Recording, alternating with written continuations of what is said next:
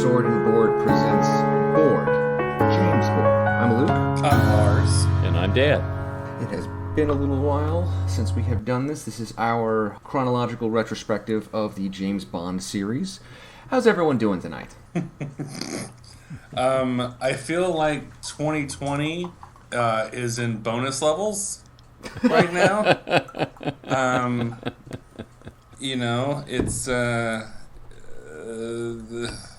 It's funny, last time we met for this, it was the night of the election. We were recording this one day after. Yeah. Oh, that's right. I forgot. Yep, and we were recording this one day after a group of fascists, stormed the Capitol. So, hey, awesome. Totally awesome. Yeah. It was, it was not surprising, but it was just, I don't know, it was just sad. But other than that, actually things are going pretty good around the homestead, other than we have an impending snow day tomorrow. Oh, jealous. Which, impending in North Carolina means half an inch. Someone has heard of the word snow somewhere. They read about it once. Then we're obviously going to get it. And everybody forgets how to drive. Everyone forgets how to drive, and everyone wants to make French toast because you can't find eggs or milk or bread in any of the grocery stores. I was wondering where you were going with that one. So anything that requires refrigeration, of course, it's all sold out. So when you lose power, life is good. Correct. But yeah, how's everybody else? Oh, good. We are good. Just we had a pretty good Christmas. Didn't do a whole lot. Enjoying stuff. Now we're just rearranging and cleaning and doing our whole normal things over here. Good. Yeah. Dad, how are you? I'm sorry, go ahead, Lucas. I was going to say, our big Christmas present to ourselves was we bought a TV. So, yay! What kind of TV? A 4K 45-inch Vizio. It's really nice. Ooh. Yes. Well, I'm coming to see you. Dad, how are you doing? You're right near the epicenter of all this madness. Yeah, it's been crazy. It's interesting. The reporters that report about it are our local reporters. So is it Peter Alexander? So we watch the local news here, and those local reporters are down there as well. So it's interesting to see their perspective, and then they, because we're the Washington affiliate, they talk to Chuck Todd and Peter Alexander and all of them. So it's a really interesting mix of any news that happens in Washington. We get a different perspective on it. But, yeah. So I'm hoping that I like Peter Alexander a lot. Yeah, I do too. Basically all the NBC folks, but we need to start. So first, in honor of tonight's movie, obviously the world's on fire, but we would like to dive into the comfort that is James Bond. I am drinking, in honor of tonight's movie, a Goldfinger martini, which is Goldschlager. I figured that was coming up. And vodka. I have not tried it yet, so here we go. Here we go. Equal parts, and shaken, not stirred, but poison. Well, in honor of Awesome. Goldfinger as well, I decided to pick up my favorite gold liquor, and that is Danish mead, which I found at a liquor store today. Oh, that'd be much better. God, And so- that's awful. and I'm drinking a gin martini. So what is the Why? Who makes this? This is horrible. what is it? It's Gold. cinnamon liqueur with real gold flakes in it. It's a product of Canada. When I went to Canada, Well, there you go. so I went to Canada a couple times before we turned 21, and we tried this, and we mixed it with Jägermeister. Oh my God! So it's like doubly bad. Well, yeah, Jaeger is just bad decision fuel. So Well, I just It's thought, it's like Robitussin. yeah, I forgot the. Oh God, that's awful. I hope you didn't pay a lot for that. No, I didn't. That's good. Yeesh. So yay Goldfinger.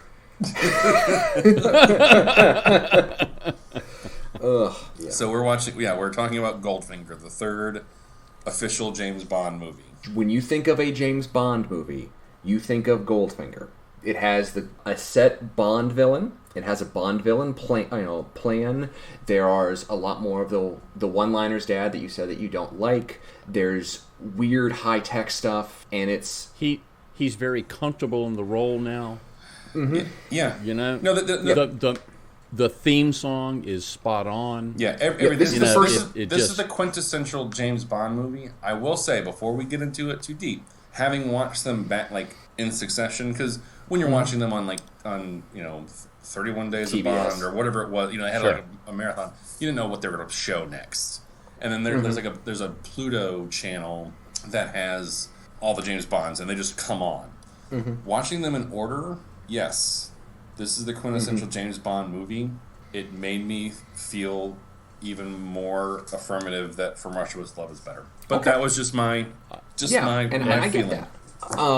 That's not negating how good this one is. It was just this was it was a divergence. Like they could have continued making more movies like From Russia with Love. They instead tweaked it a little bit and made Goldfinger, and then every other movie is now making Goldfinger. Yeah. But on top of it, right. they keep getting bigger and more techy and more snarky and more everything. So I would have been interested to see what they would have done if they had been building on From Russia with Love. Yeah, because they diverged from a spy movie to they diverged from a Cold War spy movie to a Martini spy movie. Right. Actually, for me, they went from a spy movie to a James Bond movie. Yes. And it's not necessarily good. Mm-hmm. It's a good movie, but they started going, I have a formula now, and we need to start building on the formula, and that's what they're doing now. And this was, Goldfinger is the least amount of build on top. They just kept getting bigger, and we'll see it like in Thunderball. That just goes crazy, and then they all start going crazy, and then at the end, with Daniel Craig, they start tapering down again. But I'm not going to go there. Yeah. Just this one, it's amazing to see. This is suddenly a formula James Bond movie. Yep. Well, but before you know it, though, this is you don't know that this is the formula James Bond movie. We know that as in hindsight. We know that because we've seen the rest of them. But this is where the formula is. On one end of the spectrum, there is a martini, and on the other end there's a stale beer, and that martini is high, it's suave, it's debonair, it's Bond, and on the other end it's the gritty, like in a creepy hotel room, and it's everyone's kind of morally dubious, which is probably what spies are like that. Absolutely. They're more like that anyway, right? They're like this, stale beer because they've been up for 24 hours. And they're at some creepy pub, and all they have is that makes sense. I like that. But then if you look at Sean Connery in this movie, he is completely at his prime. He is completely comfortable in the role. Mm-hmm. He's the right age. He's he understands it and he acts it. Mm-hmm. I mean, it was It's his hair. This is silly, but he looks like blonder and tanner and like lighter somehow, and I don't know if he almost looked golder, like Leith. I mean, plus I think it was the suits he wore. They were 3-piece suits, which is different. He really knows how to wear them. Yes, this is the first time he wears a 3-piece. Savile Row. Oh yeah, they're Savile Row suits. They're built. They're perfect. Dad, what's the A to B plot? Goldfinger. Bond is ordered to observe a bullion dealer named Arik Goldfinger. He suspects that Goldfinger is cheating at cards and foils his scheme by distracting his female accomplice, who is later killed by Goldfinger's Korean manservant, Oddjob. Bond is then instructed to investigate Goldfinger's gold smuggling operation, and he tails the dealer to Switzerland. Bond is captured, where he reconnoiters Goldfinger's plant and is drugged unconscious. Goldfinger then transports Bond to his Kentucky stud farm, where he holds Bond captive. Bond escapes briefly to witness Goldfinger's meeting with the U.S. Mafia, observing secretly as Goldfinger presents to the gangsters his plan to rob Fort Knox by using materials they have smuggled to him, and then later kills them all. Bond is recaptured after hearing the details, but is subsequently seduces Pussy Galore, Goldfinger's private pilot. No laughing. No laughing. Oh, man. And convinces her to inform the American authorities. Goldfinger's private army break into Fort Knox, access the vault, where Bond fights and kills Oddjob, while American troops battle with Goldfinger's army outside. Bond's plane is hijacked by Goldfinger, but Bond struggles with him, shoots out a window, creating explosive decompression, killing Goldfinger. So right off the bat, the cold open, done. He breaks up some sort of, he blows up some sort of drug manufacturing thing, which is great. He swims up and there's a duck on his head with a seagull on his head. No. But it's funny because that has nothing to do with the rest of the movie, and a lot, like at least Russia with Love, that had something to do with the movie, and some of the others do and some of the others don't.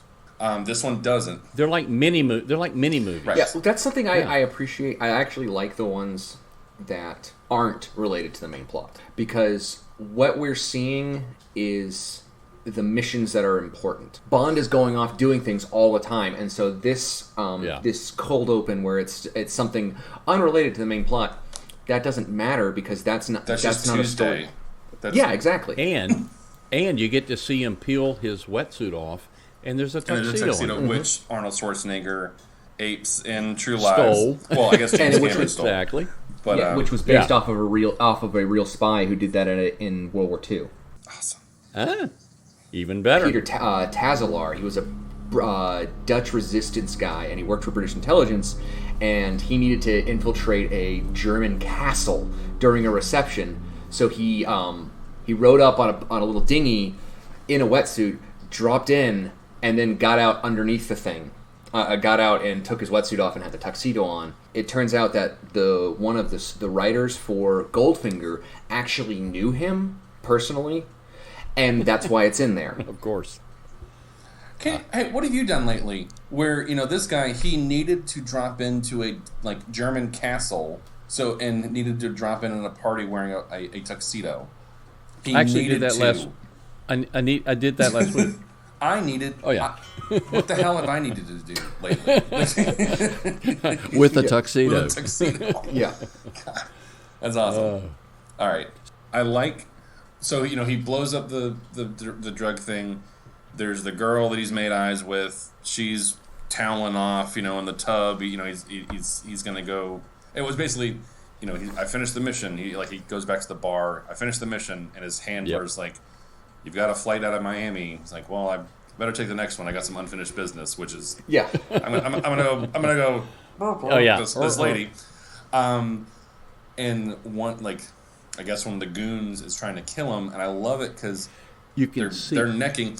He sees the guy running at him in her eye. Which was in no, I wrote that one down. I'm like, oh my god. Caesar, and this is the cold-blooded thing. He takes her, uses her as a shield. The guy kills her. The attacker whacks her, and James Bond then kills him. Doesn't even care. The woman just she was just chattel. You were nothing to me. I'm going to use you as a shield. I don't care. That's pretty cold. That's pretty. That is not a heroic thing. Normally, the good guy, I'm going to save the girl or whatever. No, I'm going to kill you. They did that. I don't care who they you do are. that exact thing in the second Austin Powers movie. That exact scene, which I find, of course, because it's one giant parody of it. That whole scene is when what kind of irritates me is all these one-liners that he starts to use. Shocking, exactly. Ugh. And I we wrote the same things down, Dad. I know. I just really? Come on. I mean, and it was. I can remember. What is this? 1964. I was 9 years old, I think, when I watched this to begin with, and I thought that was so cool. But then later on, I'm like, wow, that's no. It just gets to be the formula. I need to. That it's so Arnold Schwarzenegger now. Mm-hmm. But and maybe he's the one that started it. Well, see, that's the thing is, formula isn't necessarily bad, and part of No. part of the thing that I If it's done well. it's done well, yeah, no, I agree. But part of the thing that I appreciate and enjoy more about the Goldfinger path of films is that, I mean, we've talked about on the other show a couple of times and in real life that with Batman, at its core, Batman is about a guy who dresses like Dracula and punches clowns at night, and it's okay to say that's kind of silly.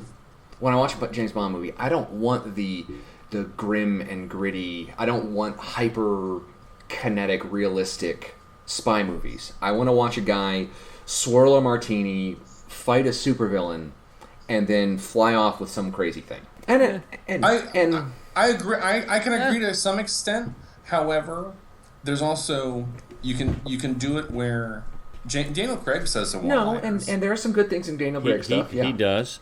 But then also you get to like the really bad Pierce Brosnans. Yeah. And it's like No. like you can do it. You can do it too much and you fall off the edge one way. You can not do it enough and you are bored and depressed. So this one rides that fine line of This, okay. When I say formula, to me it means the producers have discovered a way to make a lot of movies and a lot of money, and they've come up with a formula to do that. And some of these movies start building on that, and that's why you see these, like I said, these one-liners start popping up all the time because they realize, oh, people really like to hear that. Let's give them 15 of them instead of 3 of them. So it just kind of gets, and I get it. If a one-liner is good, then it's good. I mean, you look at Die Hard. There's some one-liners in there that were just phenomenal. Goldfinger gets the welcome to the party, pal. Like Warren Goldfinger gets the quintessential Bond liner, and he's the bad guy. Oh no! Mr. Oh, Bond, absolutely. I expected to die. Exactly. Perfect. Yeah. It's the perfect line. Right. So he's back at the card game. Oh, whoa. First real title sequence. Back up. First Well, real that's true. title sequence. That's true. First song. I mean, From Russia with Love was played. But I think in First Russia with Revel- Love, yeah. But this is It was written for this. written for this and And played when you during see the the opening. title sequence, it's all gold people, and it's all the characters from the movie. You're right. It's not the best Bond. No, and when we get there, I'm going to bring. I don't know. It's good. It is pretty good. There's a line that not a line. When we get to it, I have a comment about what I think might be the best Bond song, but we're going to get there eventually. That discussion begins and ends with Carly Simon. Nobody does it better, but it's fine. Okay, whatever. Okay. Whatever you say. So you know. All right. I guess Tom Jones is just out. Right. Sorry, Tommy. Paul McCartney. It's not unusual. I think it's. This is his first time in America. Yep. Yeah, and it's really odd how southern. I mean, I'm jumping ahead, but they were actually sitting in the parking lot of a Kentucky Fried Chicken. I mean, that's crazy. Well, they're in Kentucky. You have to. It's an establishing shot, so you know. But no, it was neat because, the first two movies, they're in Jamaica, they're in London, they're all over the Turkey. place, and then Russia with Love, they're in, they're on the Orient Express, and now Miami shows up, and that's a pretty exotic. He was in Miami, locale, right. and that's pretty cool. I loved so he finishes the mission and he goes to Miami on a holiday. He's thinking he's on a holiday, and he actually says, "I'm on holiday." I've always thought that would be a great James Bond movie. James Bond is just on vacation. On holiday? and he has to stop something from happening, but he's just on a holiday. And it reminded me of... I'm not even getting paid for this. Which we need to watch. I'm adding this in. Bullets Aren't Cheap. It's the Steve Martin 007 SNL sketch. Yep. Where when Steve Martin... I don't remember that one. Oh, you need It's to look great. it up, Dad. When Steve Martin is... He plays James Bond, so we have to watch it. He is on his own, and he doesn't have the expense account from British government. He is the stingiest person. It's Steve Martin playing him. So it's Oh my god! Yeah, I love that one. so adding that in. Anyway, No, I love the bit. It was so 1964 in Miami, with the cars and the hotel, and it kills me when his swimwear. You know, he's got this little one piece he zips up. It's so weird. Yeah. And so it's like a bathrobe onesie, but like half C. But then to see, it's amazing. You know, he's talking to the girl. She's looking through the binocular or the monocular or whatever, and then he gets knocked out, and she's painted in gold. I mean, it was the ultimate way to kill somebody and bring this into the whole storyline of Goldfinger. It was just mind-boggling when I saw that. I'm like, oh my God, I didn't know you could do that. Yeah. Which you probably can't anyway. You can't. No. So what he's talking about is, so Goldfinger is cheating at cards. He's a cheater. He's an awful person, and he's a cheater. He has to have a specific seat, and the person he's playing cards against, there's a woman that is like telling him what the guy has. What the cards are. Right. James stops him, or stops her, seduces her, whatever. She's dipped in gold, and I love that pillow was conveniently, like when they show her and the pillow's over her butt. And he's like, she died of skin asphyxiation. Skin asphyxiation. It happens to cabaret dancers sometimes, and it's like, so like, whatever. I looked it up, and it's not a thing. But what I don't understand is, why don't we see that again? We do. Why isn't that his We don't see it again in the movie, but we do see an homage to it in a later movie. We do, but why isn't Goldfinger go kill more people? Well, what says he doesn't? We just don't see it, because if you see him do it multiple times, it detracts from the monstrosity of it. Detracts from the monstrosity of something that wouldn't kill you. Actually, I think you're thinking too deeply into this. It was just, hey, we need to kill this girl. This would be a really cool way to do it. And she's naked. Yeah. So I do have to, there's something I kind of want to mention. It's funny to me that the antagonist of this movie is a blonde guy who's obsessed with money and is a gold and is a cheat. Actually, he's not blonde. Okay. He's ginger. All right. Well, yeah, and he's a cheat, and he's a. Is that his real hair? He's obsessed with golf. He's obsessed with golf, and and he's a businessman. He's a legitimate businessman. This doesn't remind me of anybody that I would know. Nope, not in the slightest. I don't know what you're saying. No. I'm not following this. And he, it's not like he exploits a minority group either. I'm not saying that at all. Right. So wait a minute. So somewhere in the cabinet is a guy that throws a hat around and kills people, right? Yes. Yeah. Is it Mick? Who could it be? It's Ivanka. Right, it's Ivanka. Yeah. We have the first Q branch scene. Mm-hmm. It's so cool. Like the first real one. Because we had one in From Russia with Love, and Q comes in and it's more subdued. It's like, here's like a functional spy kit, right? Like, here's your suitcase, and it has these knives, and it has this, and it has this. Great. This one, people are shooting each other. I think, and, here's what I thought. Oh yeah, it's a whole. I would love to work for that, other than I wouldn't want to be one of the. And now here's what I think, because it's sort of implied, but he doesn't. But it's not stated. Goldfinger may or may not work for Spectre, or at least be loosely affiliated with them, allied, whatever. So, because in From Russia with Love we have the extended Spectre training sequence, we have to show the good guys have a similar process, because we have to show that MI6 is a mirror of them. But you're absolutely right. It was hilarious to watch them. Yeah. Is that bulletproof? Not yet. Oh yeah. Not yet. And then there's I don't know what they're doing, but it's like this glass case, and it's just smoke. Mm-hmm. They're just blowing smoke everywhere. It's so good. But you also got to remember, it's the first time you see the Aston Martin. Wow, that was the next thing I was going to say. Oh my God! It's the car. Yeah, that car.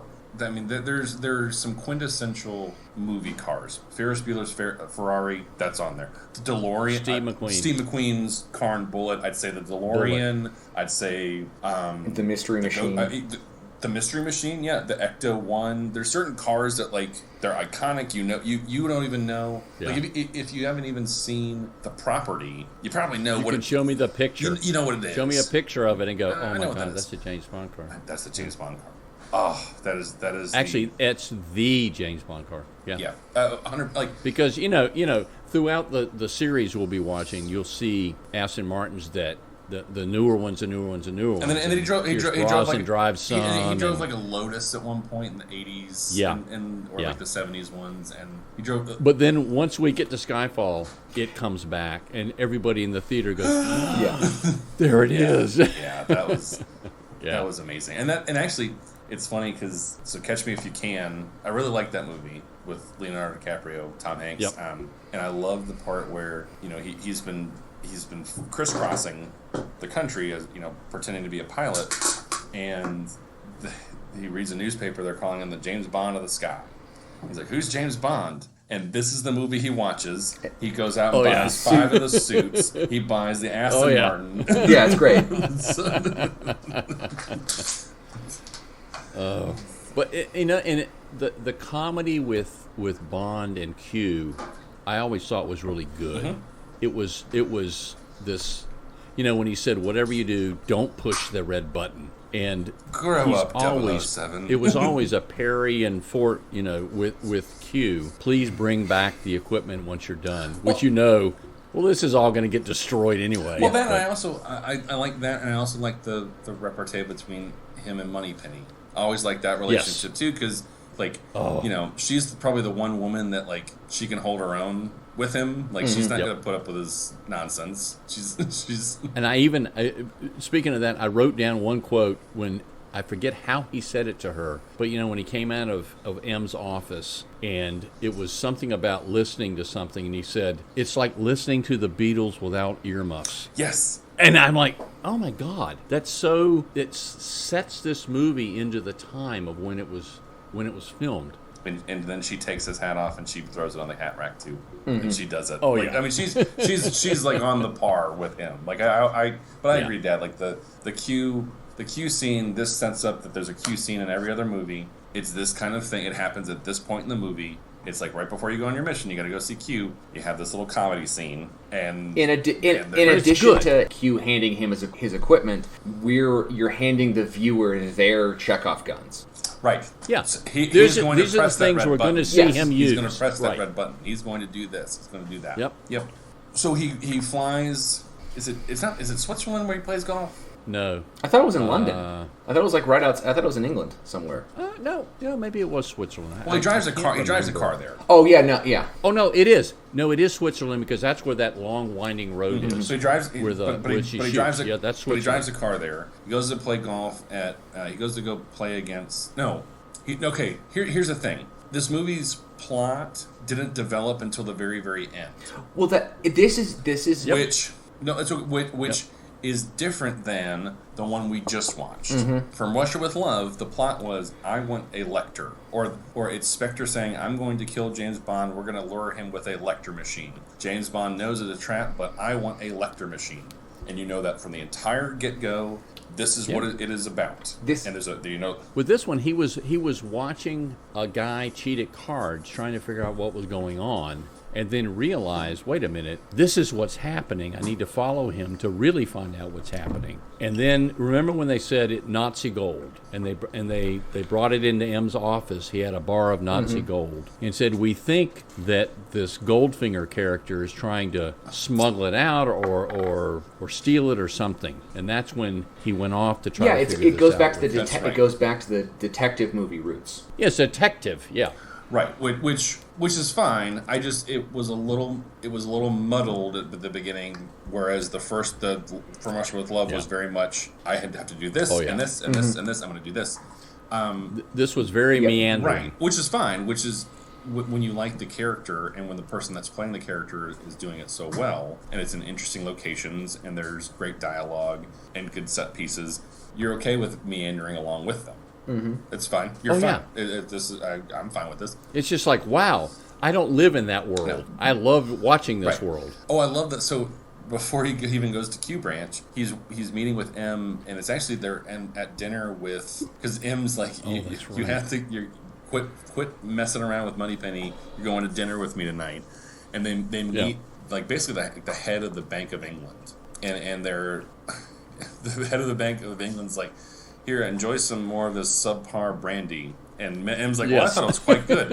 And then Bond's like, well, I think it was a bad mixture. Blah, blah, blah, blah, blah, blah. Yeah. Like, of course. Because he knows everything about it. He's drank all of them. Yeah. He walked into a bar one time and drank it. Right. Yeah. Exactly. What do you want? Well, I'll start at the left.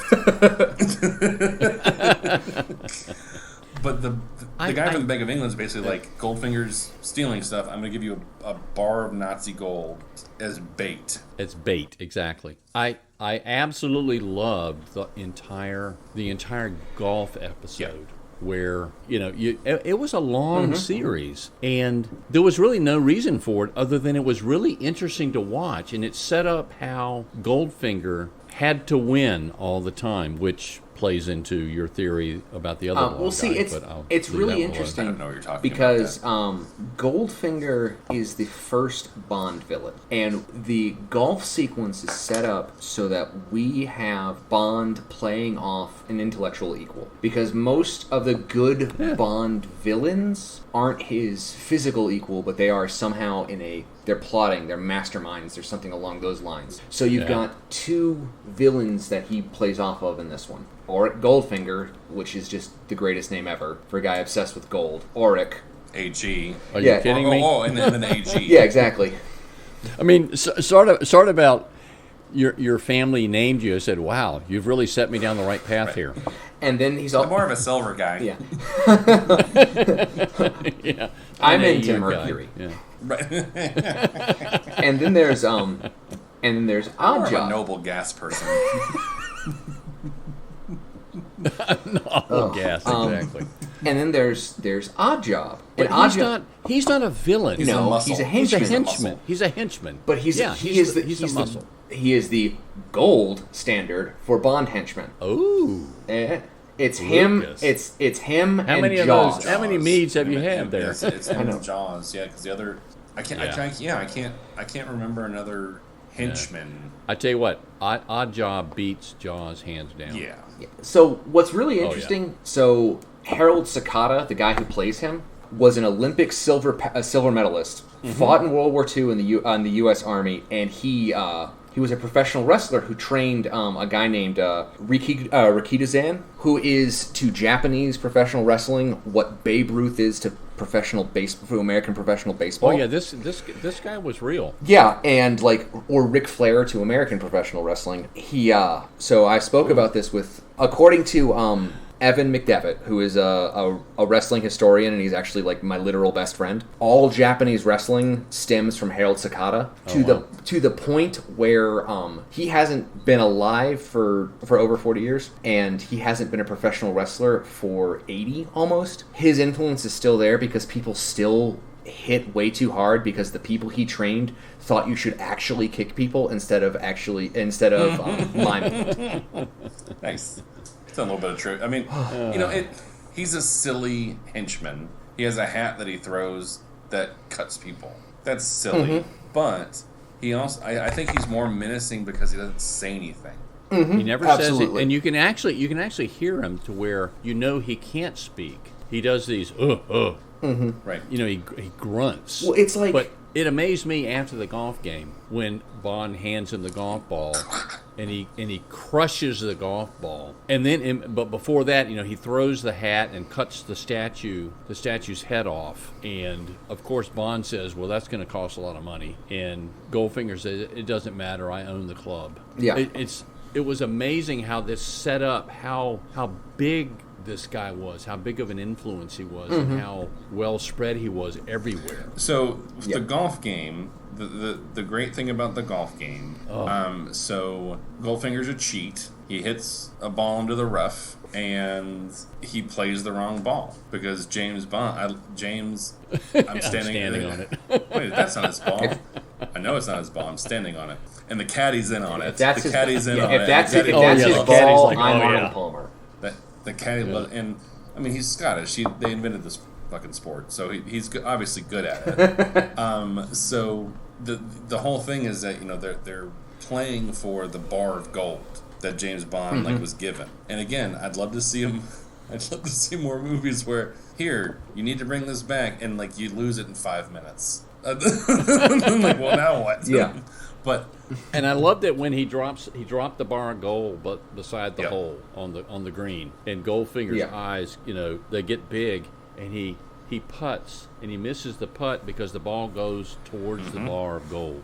Yep. Because he has that monologue about how he loves gold. It's divine luster and weight. Oh, yeah. Because But they're playing regulation golf rules because he switches the balls out. Goldfinger is now playing with the wrong ball. In regulation golf rules, you have to play with the same ball the whole time, and he loses. And what I didn't get what that was trying to accomplish, other than pissing him off. And he already knew, he knew who he was again. So, what are you trying to do? What are you trying to spy on? I think all of these. I think Goldfinger already knew who Bond was, and they were pretending not to know each other and playing against each other. I know that you know that I know that you know. Fun, exactly. But I just okay. So, what are you trying to bait him into? What are you trying to trap him into? I assume it's him trying to learn how he just tick deals him with, off. Yeah, to learn how he reacts to anger or he learns a little bit more about his personality. Okay, so he basically follows Goldfinger, on that long winding road. The woman that was dipped in gold. I don't know how. They never explain how that process happened, but was it did Oddjob knock James Bond out?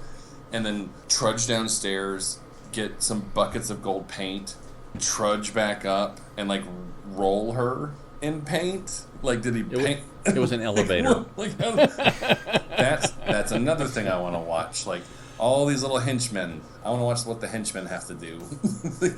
How? I mean, it's like if you watch the Keanu Reeves. What's the latest with him? The John Wick movies. Yeah, the John Wick movies, where in the background all the people come to clean up behind him. I want to watch that. And he pays them with gold coins. Oh yeah, this is just great. How does Robert Duvall get the horse head into the bed? Right. That's true. Lucas, I actually don't think that it was him doing that. It's called Minions. It's Minions. So he goes, he follows Goldfinger, the woman that was dipped in gold paint. Her sister is trying to kill Goldfinger. So there's this famous ride through the Alps. Yeah. I mean, that whole Mustang, DB5 chasing each other. I read an article about it that it took an act of Austrian Congress to allow them to drive through that road because it was a military base nearby, and they were worried they would be filming something that somebody would see. So that whole road was very famous, and it was amazing they allowed them to do that. I love he sees a pretty girl that drives by him, and he gets up to oh well, and then he's like, oh yeah, no, focus, gotta focus, gotta work. But he trails Goldfinger to his plant or whatever it is. He does his spy stuff. He sneaks in and he hears about Operation Grand Slam. He hears those words. Yep. Why is everybody Asian? Because they mention it. They mentioned that Goldfinger. I missed this then. Yes. So that was okay. So Goldfinger is working with the Red Chinese. Got it. Okay, that makes sense. That's why the nuclear scientist is Chinese. That's their. It's a whole thing they get to destabilize the West. He makes a bunch of money. It's also that's why I said it's not stated or even implied, but it wouldn't be out of the realm of possibility that Goldfinger works for Spectre in some capacity. Okay, that so it was really interesting that when he watches, he finally finds out that the way he's smuggling the gold is that it's in the car parts, like the fenders and the bumpers and all that are gold, which I'm thinking that would never work. You would never be able to drive a car that weighed that much. Whatever, but who cares? It's James Bond. So he's melting this stuff down. Then they find out, and he starts driving the car around with one of the bad guys in the car with him. Were they going to drive him somewhere, or Remember the whole chase through the factory, and it ends up in the DB5, and there's a guy beside him, so that he could use the ejection seat. Right, and then Right. so I forget how all that happened because it was he's captured. They're like leading him away. There's a person in the passenger seat. He ejects him out, and then this grandma comes out There's a and starts shooting up Pulls out an everything, MP40. and shooting everything Yeah. up. The gun and you bigger can than see her. he thinks a car's coming towards him, and it's basically a mirror, and he destroys the beautiful car. So they capture him, and that's the famous scene where he's strapped to a table, and Goldfinger has a laser. And Lucas, what does he say? Goldfinger, do you expect me to talk? No, Mr. Bond, I expect you to die. And it's amazing that That's pretty good. Of course, lasers pretty good. were new. Lasers were a big deal then, and nobody knew what they were. And he's strapped down, to this thing, and it's of course going up between his legs, and is getting closer and closer and closer. And Bond is like, "How do I get out of this?" And then he's like, "Operation Grand Slam." He just says the words because and Goldfinger's talking to one of his compadres, and he hears him say it, and like, "What did you say?" And so for some reason he thinks, "Oh, okay, I need to," instead of just cutting him in half anyway. Right, because he says, I've already got, if I die, 008 That's right. picks up where I left off with all of my notes. You haven't given him to him. Can you take that chance? And I just love that they did that effect by, there's a guy underneath the table with a blowtorch, and that's how they cut it. Oh, really? Yep. Like, did he have a marker? Did he have He a must have marker been a like personal, right, like don't go back this point? don't go back. Yeah. And it was Sean Connery's Right, personal yeah. friend. Yes. Yeah. And then he meets Pussy Galore. Jesus. And it's even in the book. Yep. Oh yeah. Oh, yeah. Like, come on. Like that. But That's. Honor Blackman she was gorgeous, and she was great, and she was smart. Oh, she was like a badass. She like put him in his place. Yeah. What a silly The name? name.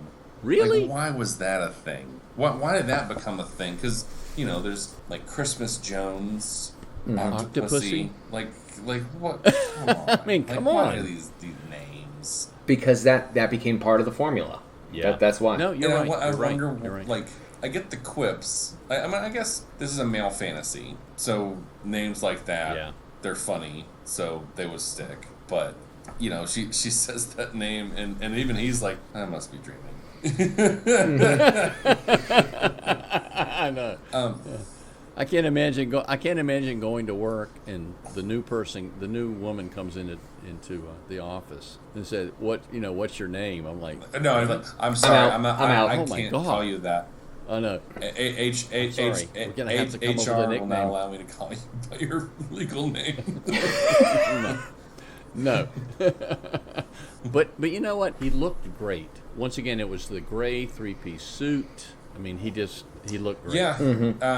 So they go to Kentucky. Goldfinger has a stud ranch there, which all these things like I used to travel in Kentucky for work, and those ranches are not cheap, and horses are not cheap, and golf clubs in Austria or wherever he was, Switzerland, they're not cheap. And manufacturing plants. Manufacturing plants are not cheap. And having a room that has everything able to move around and like doors opening and floors opening. That was one of my notes that we need to get to. That this is really the first really good villain's lair where everything the pool table flips over like and all suddenly that it's stuff. Why are you trying to do this? Like, what else do you want? Well, there's a trope that's sometimes jokingly called "cut Lex Luthor a check." You have all these things. You're probably making a hell of a lot more money with your legitimate businesses. Why are you trying to steal? Other than that is your kink. I actually wrote down that Goldfinger wanted to be the Einstein of criminals. He wanted to be the quintessential criminal, and he thought he had to show it off. Like to all he'd these made guys, enough money already. Now he didn't do something else. Yeah. Okay. That makes sense. But like the whole time I'm thinking, Wonder why that sounds familiar. Right, exactly. And the whole mobster scene with all the guys in there. Once again, here's the villain explaining all of what he's going to do, so the audience understands. This is what I'm going to plan If to I do ever now. hear someone How does he know, monologuing, Bob? I'm going to run. Like, I'm going to run away. I know exactly. Oh, Yeah, this is bad. Yeah, I need to get so away. So he brings him to the stud Sly ranch. dog, you got me monologuing. So he gets to the stud ranch. He puts James Bond in a.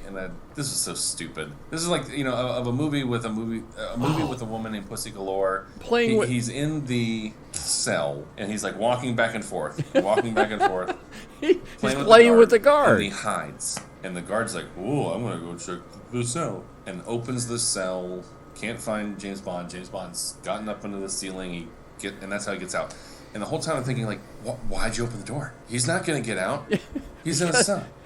because it's a James Bond movie. It was. I hilarious. can almost feel like the I'm writer. like, I was watching this going back and forth and back feel and like- forth, and he's like doing this, and he's winking, and I'm like, really? These villain layers need to have like an oubliette or something where it's a hole in the ground Well, where you throw him in you where you also can have always to see remember- him. He can't climb out. You got to remember that the people that Goldfinger can hire, and also any of the other villains, the people they hire, they're probably not rocket scientists. Nope. No, they kidnap.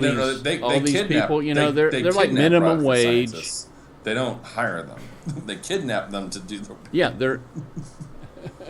But all the people that work for them, they're all minimum wage. They're probably a step above McDonald's. They don't really and care what they're doing. it's This like- is just a gig for them. They're just trying to. No, it's a gig.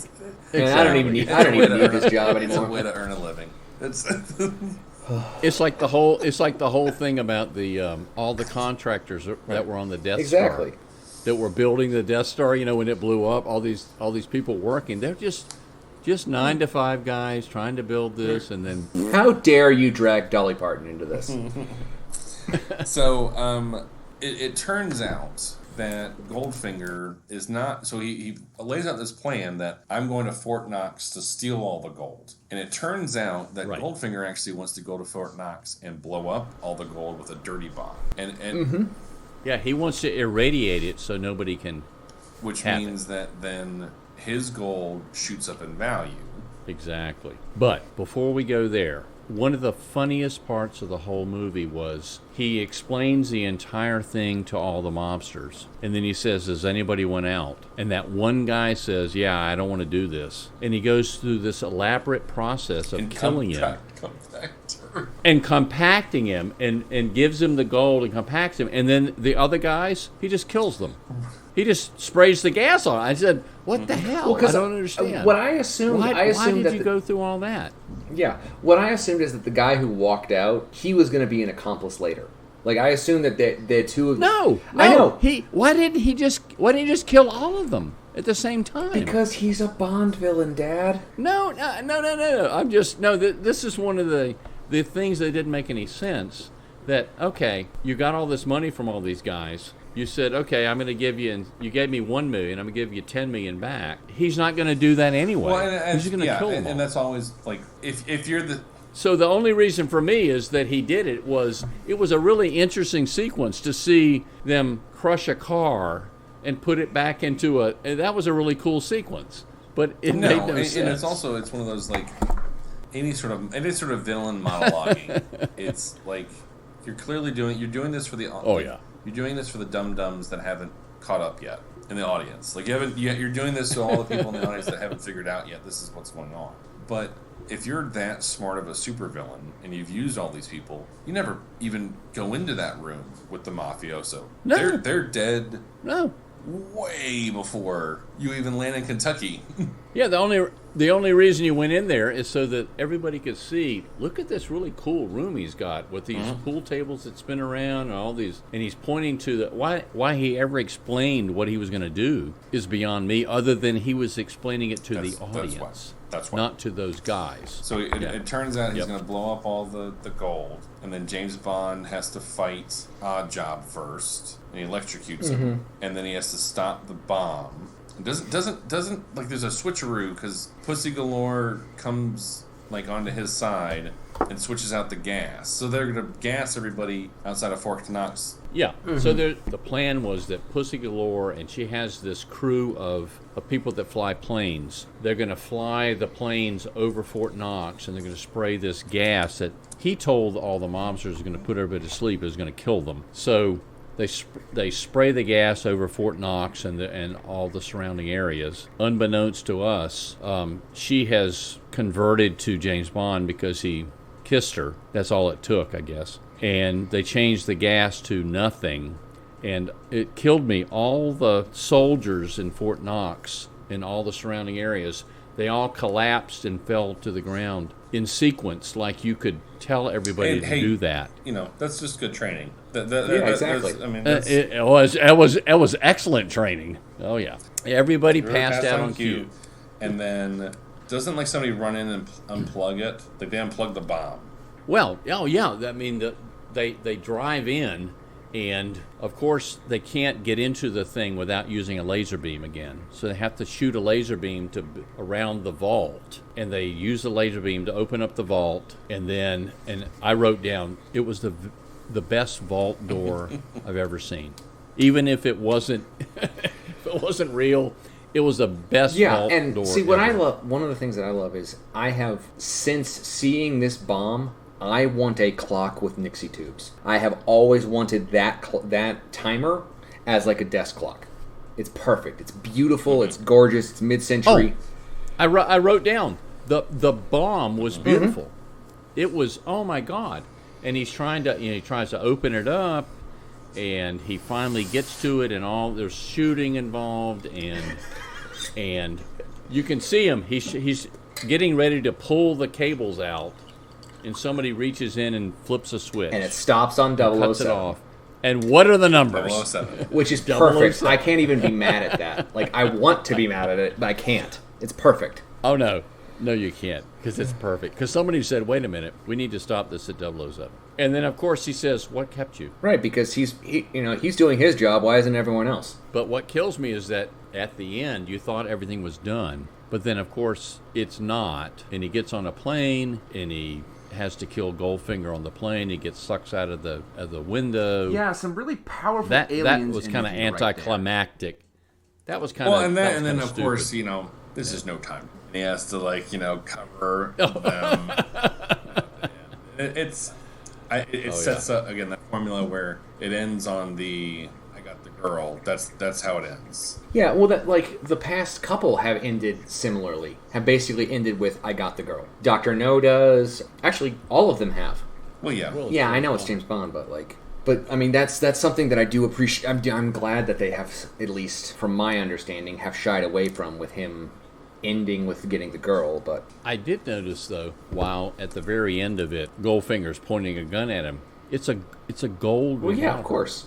I mean, that's what you got to do. If your name is Arik Goldfinger, you are going to put go as whole hog as you can. I tell you, the fight scene in Fort Knox was pretty good. When he was throwing gold bars at Oddjob and they were bouncing off his chest, that was impressive. I mean, to watch him do that, and then to slide over and electrocute him, that was pretty good. Each gold bar is gold is super heavy, so I mean it's pretty that's pretty rugged. Apparently, I was reading about it. Oddjob's actor was at the time part of why they cast him is that he was 5'10" and 285 pounds because he was just a stocky dude, and another guy Another guy tried out for the part. Another professional wrestler tried out for the part, and Harold Sakata said, "Okay, let's wrestle for the part."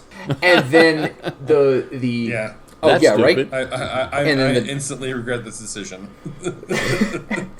And then, because he was actually one of the henchmen in Dr. No, and that's why they didn't go with him, was like, hey, you were in Dr. No, we don't need you. We can't have you in both of these movies. Yeah. Wow. But it's still, I think that's great that he, okay, let's do this. I'm going to wrestle you. I also read an article that the guy that actually designed the interior of Fort Knox, the real Fort Knox, said he wished it actually looked like what it did in this movie because it doesn't at all. I mean, it's all these little bunkers with gold bars stuck in it. It doesn't look anything like this at all. All these, you can't really see the gold. It's not shiny. It's not, not like this at all. It's kind of benign. And in the movie, he said, "Wow, I wish it really looked like this."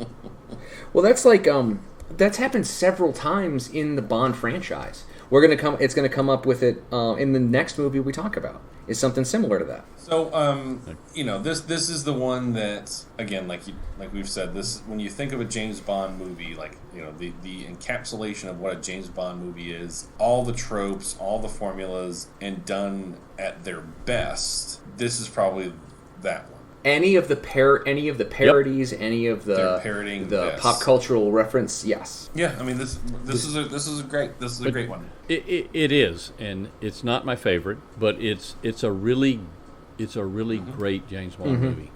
And you're right, it's really the start of, we understand the formula now. We understand how to make these movies. Sean Connery is comfortable in making them. He understands the role. He's not happy doing it Later on, but because he's typecast, but they're really good.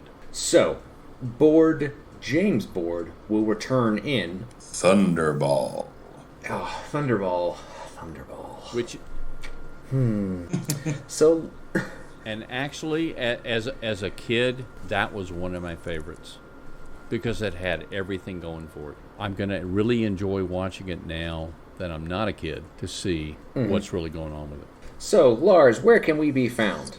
We can be found at home still, because you need to still stay home. And when you go out, you should wear your mask. And then when you think you shouldn't wear a mask, you should probably still wear your mask. And you can also be on Twitter at Sword and Board Cast, and on Instagram at Lucas Sword in Boardcast.